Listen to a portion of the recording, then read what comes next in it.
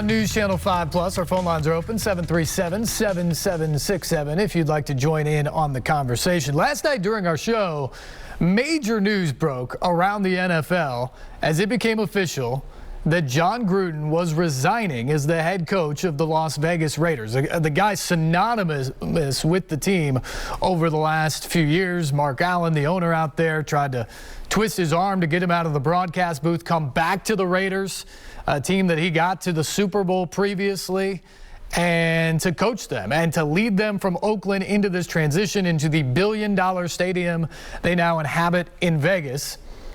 And Jon Gruden did that, and he had turned the program around, and they look poised off to a great start this year, 3-1 before losing on Sunday against the Bears. But a few days ago, everything comes out about Jon Gruden from yesteryear. We had a Wall Street Journal report on Friday about emails pertaining to Jon Gruden while he was a broadcaster at ESPN nearly 10 years ago, emailing his old boss in Tampa, who was then the general manager for the Washington Redskins, or now Washington football team, and just having sort of casual conversation over email. Not smart. Let's start with that. But about some of the words he used and the way he described Players Association Executive Director DeMaurice Smith in unkind racial terms, I guess is the best way to put it, if there is any good way to describe what was said.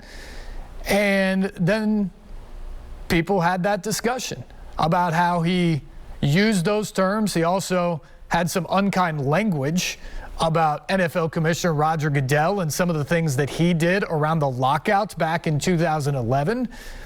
So that story was leaked on Friday to the Wall Street Journal. It gets out, it gets blown back. The Raiders have to make a decision. Gruden apologizes. He ends up coaching the game on Sunday. And then yesterday, there's another leak involving more emails that go to the New York Times, the paper of record. And this batch of emails includes some homophobic slangs, still to the same general manager over a little bit different time period. And that is where the fallout came yesterday. The people from around the league came, and around the nation, came down hard on Gruden for these emails from years ago. And last night, I think both the Raiders and Gruden were pretty much left with no choice but to part ways. And so it was announced that Gruden was stepping down and resigning as the Raiders head coach. It is a stunning change for that team, given the way they'd started the season and all the momentum they had with the new stadium, the move to Vegas, and what their plans were with Gruden as the head coach. But it's also led to a ton of discussion, and we want to hear from you on this, about how it went down. First things first, there is absolutely no excuse for the things that Jon Gruden said.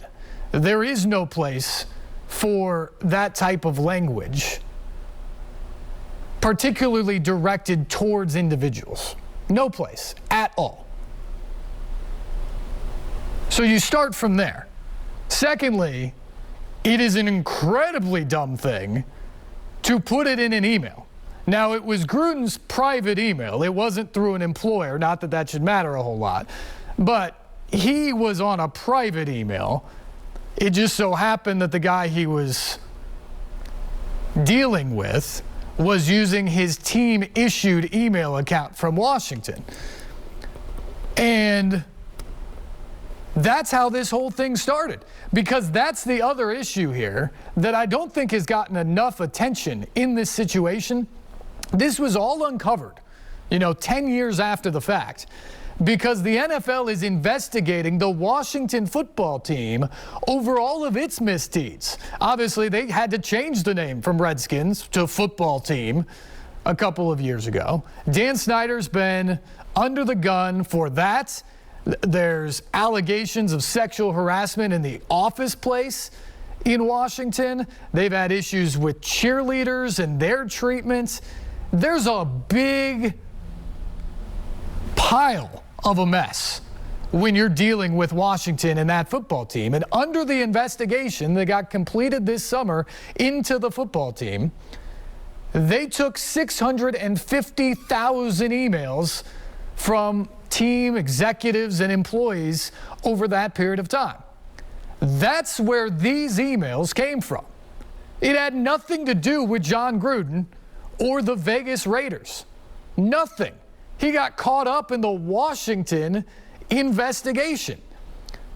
And here's my question about that. How come we haven't heard anything about the Washington investigation? It was over this summer. And they're dealing with things, and I assume at some point we're going to hear something from the NFL. But right now, nothing has happened to Washington. There have been no leaks to find out what was uncovered. There have been no punishment or penalties. The only thing that has come from the Washington investigation at this point is the resignation of the Vegas head coach. I don't know if I feel comfortable with that. I don't feel comfortable with what Gruden said. But he wasn't being investigated because nobody who works with him, none of his players, past or present, have said anything bad about him other than maybe he has a big ego. But there's a lot of people in the NFL that have a big ego. So one question is, do you feel comfortable about collateral damage in an investigation about other people's misdeeds that uncover things? I think people sit on very different sides of the fence there, but it's a fair question we should probably ask. The second thing is, who is the person leaking all this stuff?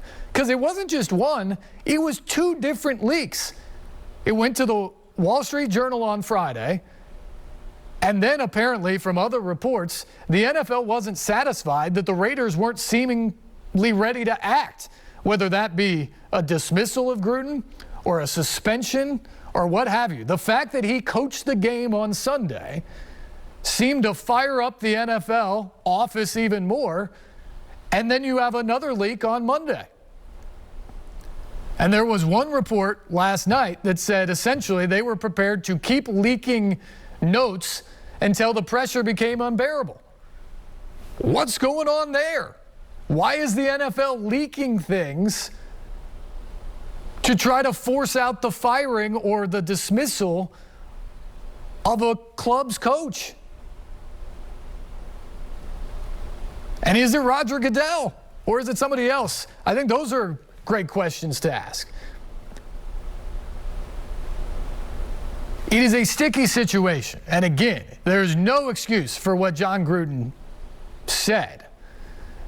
But the other thing I think we all need to look at too when it comes to Jon Gruden, and at least this situation, is these are all allegations from years ago, before he was hired to be the head coach of the Raiders. And again, there's no allegations in Vegas that he has used that type of language towards anyone there, that he has mistreated players, or that he's mistreated anyone else in the organization. So again, I think that's a tricky question. Do you feel good about what happened and ultimately a man losing his job over something he said or wrote years ago, before he was even in the position that he was in? I mean, it's one thing if he worked for Washington and then there was an investigation that goes on and you find out that this is happening while he works for Washington. That becomes obvious, right? If you think that's conduct detrimental or puts the club in unflattering light, well, that's easy. He's a club employee. You can make that decision. But this is an investigation into another club about something that happened long before he was hired in his current job. And we've seen this in other walks of life. At what point does the statute of limitations come in on things you've done? Because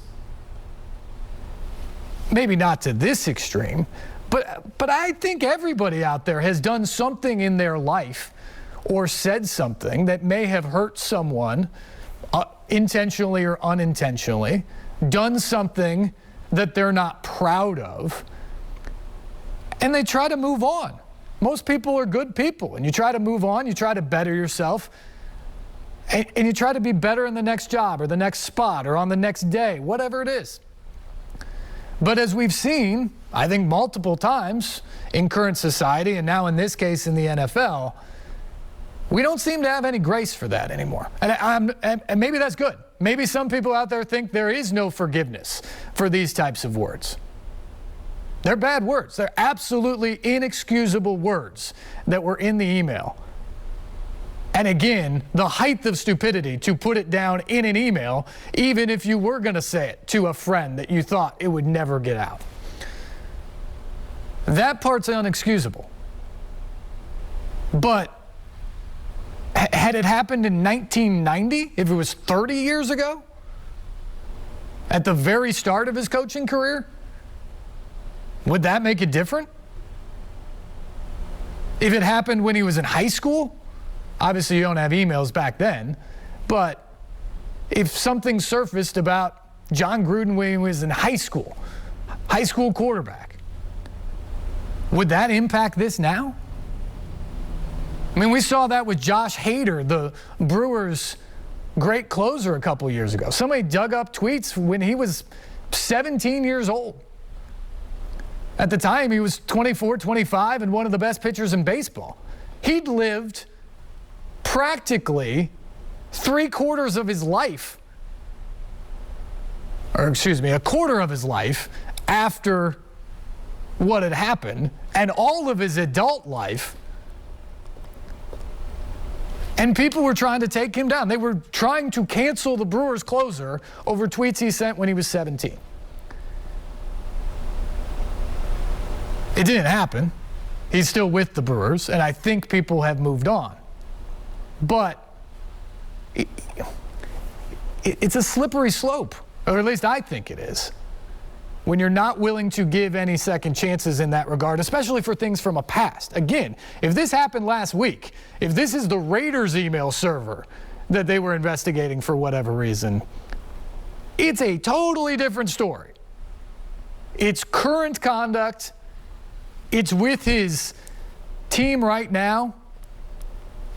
That's a very different story to me.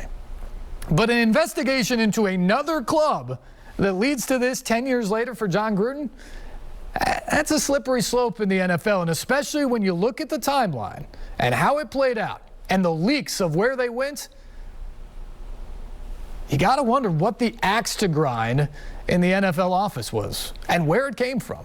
But ultimately, the result is this. The Raiders are without a head coach. They're now 3-2, and Rich Bisaccia, the special teams coordinator, will be their interim head coach probably for the rest of the season, and we will see what kind of an impact it had, because the Raiders were off to a good start, at least until Friday when this happened.